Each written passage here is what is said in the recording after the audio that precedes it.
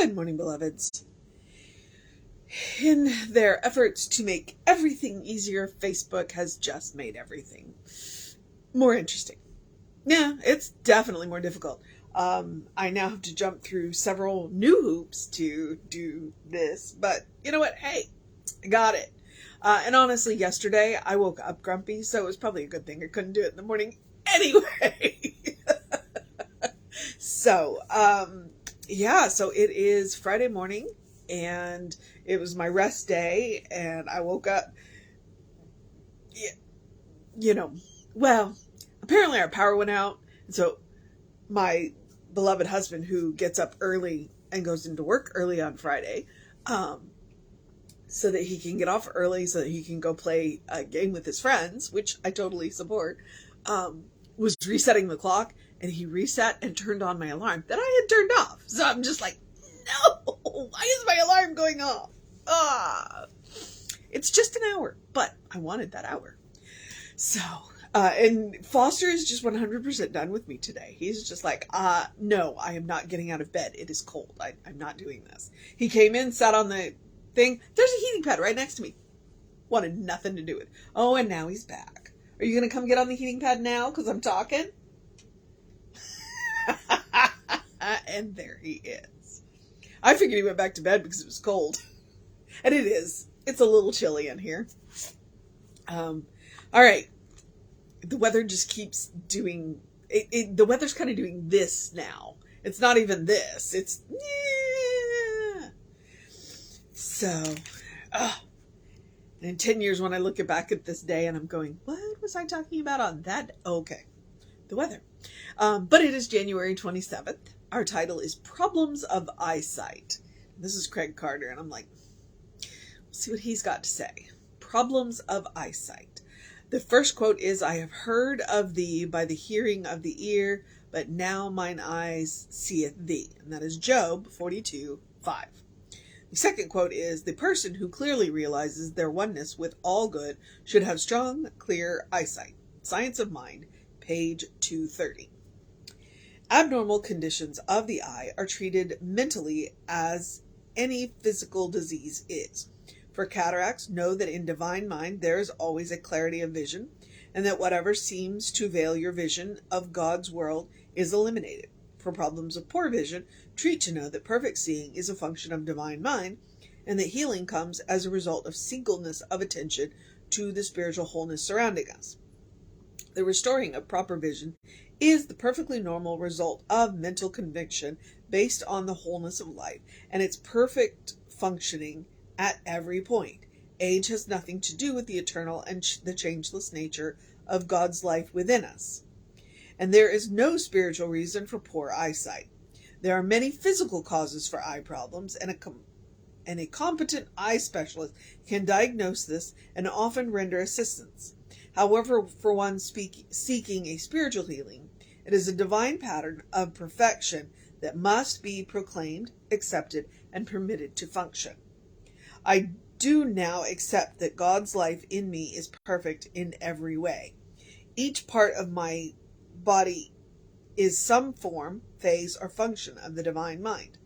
I accept perfect eyesight, letting go of any negative idea and any subconscious resistance that would impede my clarity of vision. Right now, complete healing of my eyesight begins. Thank you, God, that it is so. And that is Craig Carter. All right. So here's where we want to talk about this idea called a spiritual bypass. Because, right, he throws one line in there. He throws one line in there about a competent eye specialist. Okay. The perfect... No. Nope. Okay. A spiritual bypass can be when you or somebody that cares about you blames you for a physical condition. Okay? The more research they are doing on the obesity epidemic in this country, the more that they are realizing that it is not a lack of willpower. All right? There is a very specific genetic component, and the genetic component is affected by our diet. And so, you know, we get nowhere by blaming people for being obese. All right. What we need to do is what Craig says. Okay, are there any spiritual blocks? Let's clear those and move, and then let's give them the physical assistance that they need. And I am speaking from the point of view of, if you look at my medical charts, I am considered morbidly obese. Okay. So, and I'm not going to sit there and let a doctor blame me for being morbidly obese. Now, most of them are going to look at me and go, "You're morbidly obese? How?" Okay, well, according to your charts, yes. So, but then also, he specifically says cataracts. Well, 6 months ago, I had cataract surgery. Could I have mentally, physically treated them away? You know what? If I could play hardball metaphysics and I was absolutely confident in my oneness with the divine, yes, I could have. But I am a spiritual being having a human experience. Therefore, I am going to take any assistance offered to me to improve my vision. Now, I have learned a very interesting spiritual lesson from having my cataract surgery. Starting with the fact that the cataract in my left eye, because I only had a cataract in my left eye, was the biggest cataract that my surgeon had ever seen. And I am 20 to 30 years younger than people normally having a cataract that size. So he believes that there was some kind of mechanical cause that caused that cataract. Okay. So at no point am I I'm not spiritually blaming myself for the cataract. And I took a physical route to take care of that cataract because, and Ernest says this, everything everything around us is spirit. That means the doctor is spirit. That means the new lenses in my eyes are spirit. That means that there is no blame or shame in me taking that route to fix my cataracts. Okay. So this is why we're talking about spiritual bypass. But one of the spiritual lessons that I have learned is because, when you choose to do the cataract surgery, you choose near vision or far vision. Now, I was extremely nearsighted. I was legally blind without my glasses. So I chose to have that far vision, which means my near vision, it still exists, but it's fuzzy. And what they have told me and what I have learned is the brighter the light, the clearer the vision. Do you hear a spiritual lesson in that? I do. When we walk around in darkness, our vision is fuzzy. My vision is fuzzy. When I shine a bright light on the situation, the room, whatever, I see more clearly. All right? That is both physically and spiritually. So at any time, if your vision is fuzzy, turn the light on. That's the spiritual vision. So what Craig is reminding us is that there are a whole lot of physical problems that can have a spiritual component to them. And so it is helpful to go back and look and see, do we have any spiritual blocks? Do we have any physical blocks? Spiritual blocks, emotional blocks, mental blocks. It is very helpful to do that. But I'm going to remind you, and he did have that one line in there, that there are physical blocks, and we are not just allowed to, but encouraged to seek those material assistances as well. That is one of the biggest differences between us and Christian Science. We do have some same roots, one of our greatest teachers, the greatest teacher that Ernest Holmes had, was Emma Curtis Hopkins. She was Christian Science.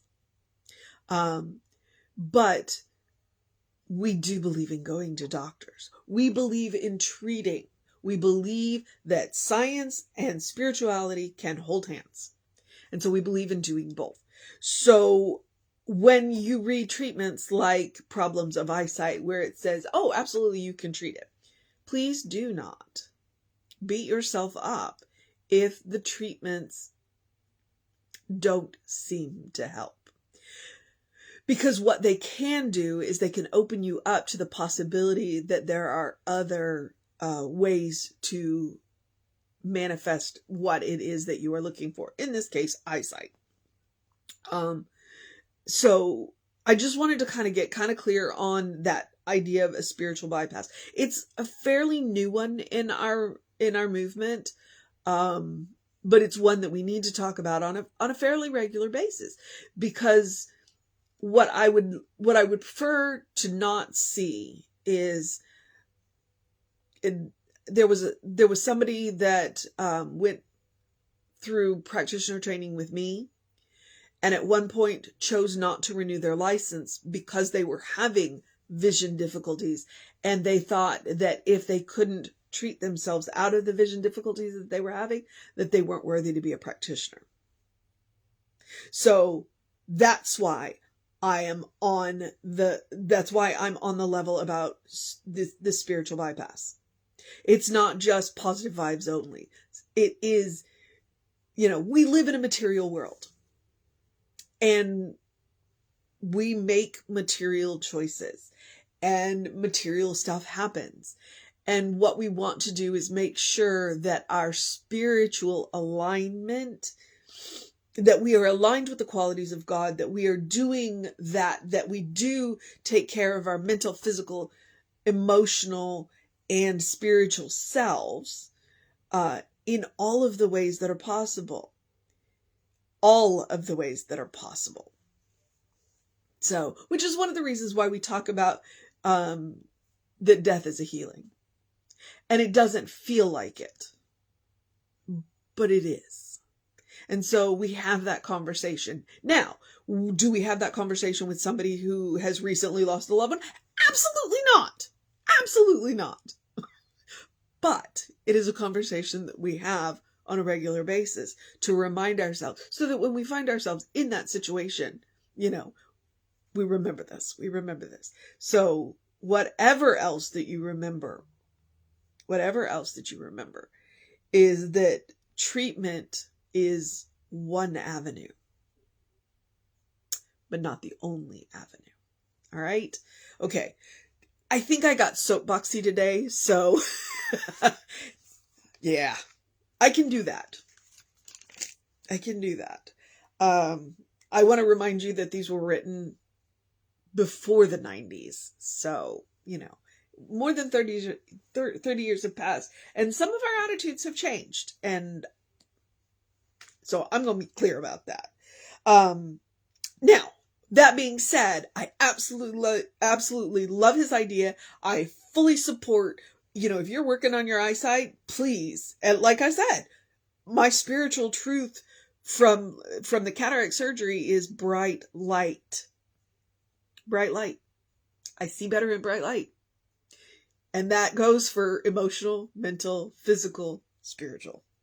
Shine that spiritual light. He does have this fantastic treatment down here. I do now accept that God's life in me is perfect in every way. And remember, perfect does not mean flawless. Perfect means whole. It's all included. Each part of my body is some form, phase, or function of the divine mind. That line right there is fantastic. The mission today, should we choose to accept it, is that. To recognize that each part of our body is some form, phase, or function of the divine mind. And the cool thing about using the word phase is, phases change. Remember the phases of the moon. It goes from new through crescent to half to 3/4 to full, back to new. So phase. We are allowed to change because that is the very nature of the material world. The reason why we have the circle V is because it reminds us that stuff is coming into form and going out of form. It is constantly changing. And that may get uncomfortable, and occasionally we want to stomp our feet and say, stop changing. And the world goes on around us. So, and stomp your feet. Get it over with. Have your moment. Feel your feelings. And then move on with your life. All right? So that is the mission today. All right? To recognize that every part of us is some form, phase, or function of the divine mind. It is about recognizing that oneness. It is about practicing that spiritual path. The other part is that I always recommend is the spiritual practice of doing something loving for yourself, doing something kind for yourself, doing something compassionate for yourself.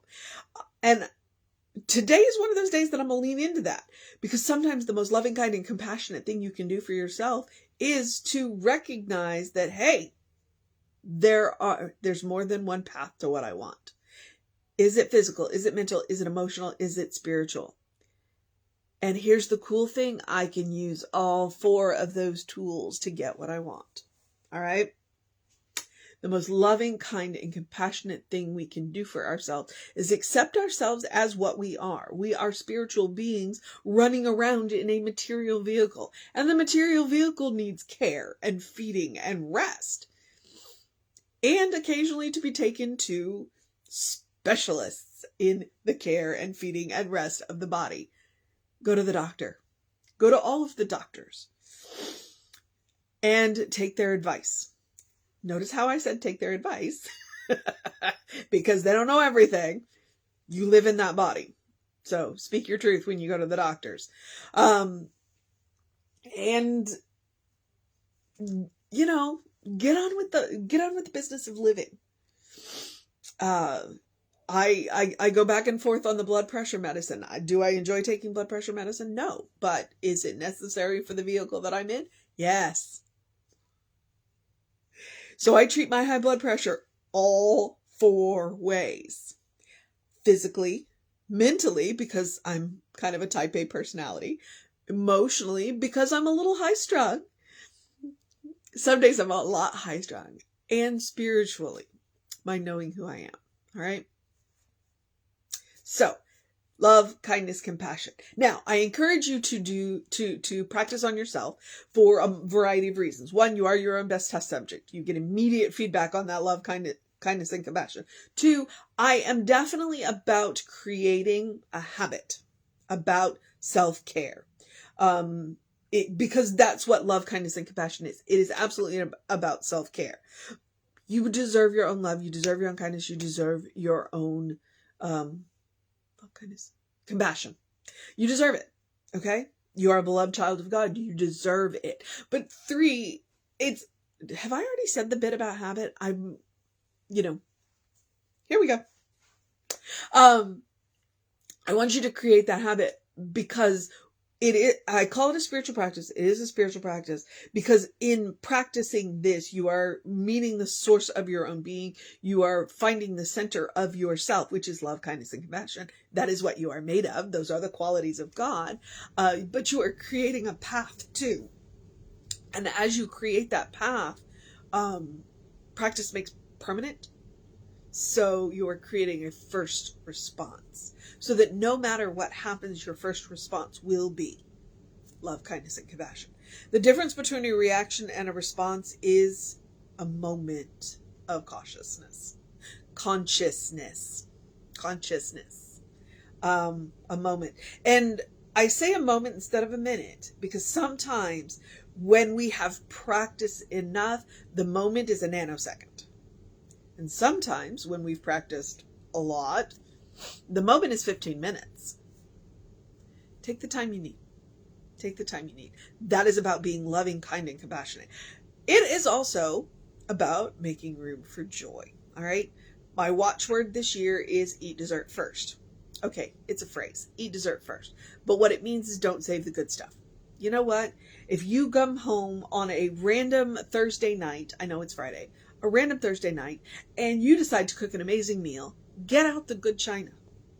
Get out the good drinking glasses and drink something really amazing on a random Thursday for no reason other than you want to. Create space for joy. Okay. Yeah, I'm definitely on a soapbox today. All right. Practice on yourself. You deserve your own love. You deserve your own kindness. You deserve your own compassion. And the more often you practice on yourself, the more likely, basically you create a bank so that when you meet people that need a little extra, you have enough to share. Okay.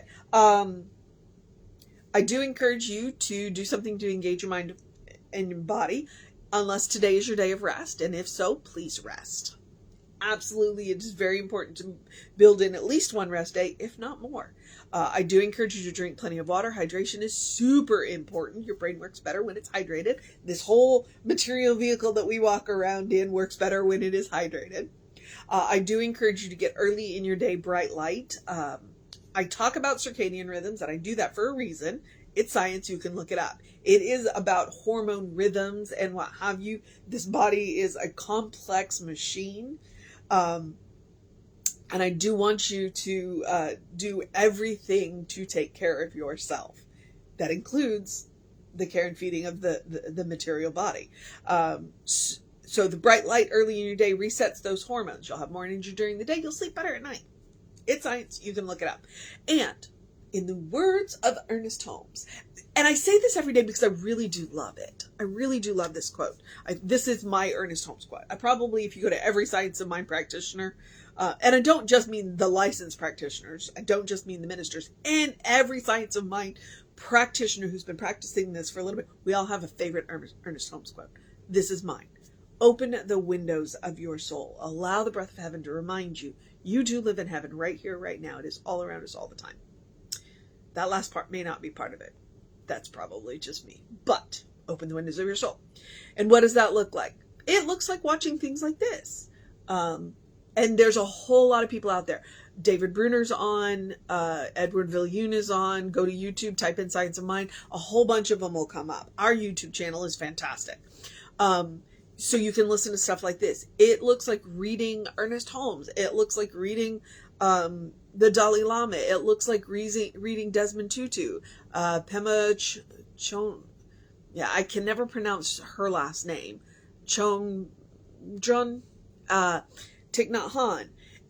The Bible. Okay? And all of that. Or the Talmud, which is the Jewish commentary on the Bible. So it looks like listening to sacred music. It looks like going out and doing good, volunteering, what have you, or random acts of kindness. That's what opening your soul looks like. It looks like being vulnerable with somebody that you care about. Why do we do this? Because heaven is a state of mind. It's a state of consciousness. When we do these kind of exercises, when we open our hearts to each other, heaven ceases to be a place and can become any place. And if it can become any place, it can become every place.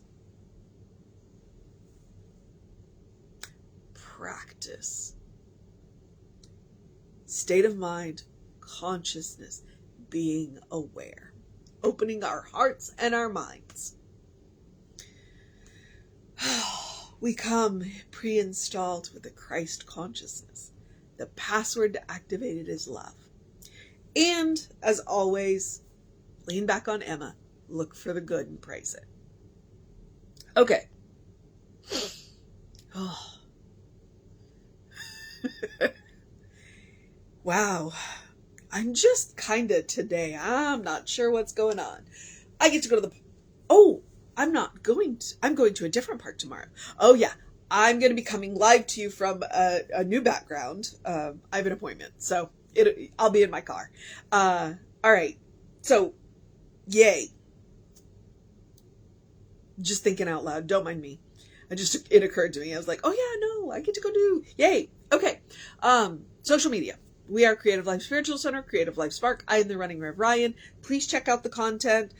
Right now, while the algorithms are changing, it might get a little weird, but let's face it, I'm a little weird. Actually, I'm a lot weird. I'm very proud of that. So please check out the content. You want to know what's going on with the center? Email info@creativelife.org. That will get you on the constant contact. The hot links are hot. If it says click here now, it'll either take you right to the information you want, i.e. our YouTube playlists. When you click on that, it takes you right to the channel. And then if you're there, please subscribe, and then it'll let you know when we upload new content.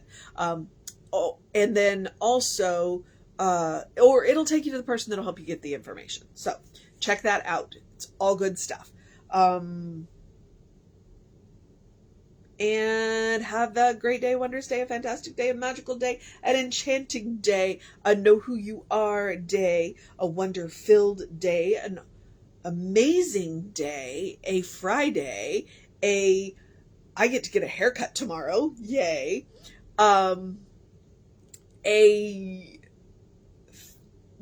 recognizing the form of the divine mind, the phase of the divine mind, and what was the last one?